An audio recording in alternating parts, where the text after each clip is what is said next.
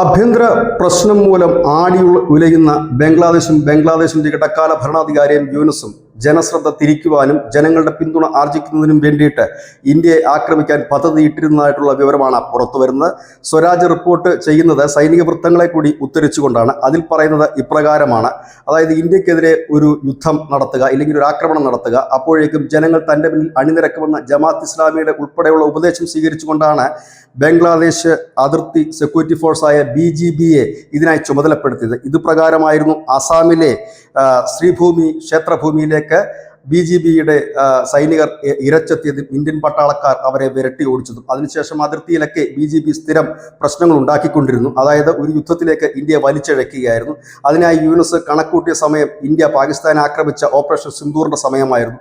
പാകിസ്ഥാനിലേക്കായിരിക്കും ഇന്ത്യയുടെ മുഴുവൻ ശ്രദ്ധയെന്നും അതുകൊണ്ട് തന്നെ അതിർത്തിയിൽ പ്രശ്നങ്ങൾ ഉണ്ടാക്കിയ ഇന്ത്യയുടെ ശ്രദ്ധ അവിടെ പതിയില്ല എന്നുമായിരുന്നു യൂനുസിന്റെ കണക്കൂട്ടൽ. പക്ഷെ അത് തെറ്റിച്ചത് മറ്റൊന്നായിരുന്നു.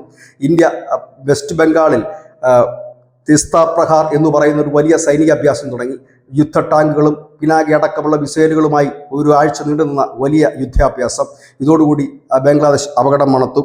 ഒപ്പം തന്നെ അവരുടെ സൈനിക മേധാവിയായ വക്കർ ഉസ്മാൻ സൈന്യത്തിനോട് പറഞ്ഞത് തൻ്റെ ഒരു ഉത്തരവുകൾ മാത്രം കേട്ടാൽ മതിയാകും. യൂനുസിനോട് അദ്ദേഹം പറഞ്ഞത് ഇന്ത്യയുമായി യുദ്ധത്തിന് പോകുന്നത് അപകടകരമാണ്, ദുർബലമാണ് ബംഗ്ലാദേശ് സൈന്യം ഇന്ത്യയുമായി തട്ടിച്ചു നോക്കുമ്പോൾ, അത്ര വലിയ രാജ്യത്തോട് ശക്തമായി നമുക്ക് യുദ്ധം ചെയ്യാൻ കഴിയില്ല എന്നാണ്. പിന്നീട് ഈ പദ്ധതി യൂനുസ് മടക്കി പെട്ടിയിൽ വെച്ചില്ല. അവരുടെ ദേശീയ ഉപദേഷ്ടാവ് ഗലീലിയോ റഹ്മാനുമായും സൈന്യത്തിൻ്റെ court martial chief Muhammad Faizur റഹ്മാനുമായും ചർച്ച ചെയ്യുകയും വീണ്ടും പദ്ധതികൾ തയ്യാറാക്കുകയും ചെയ്തു.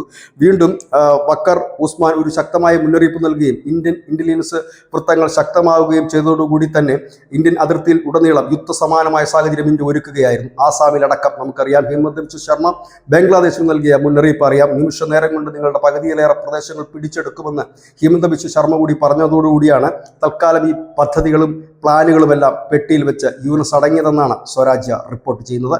News desk.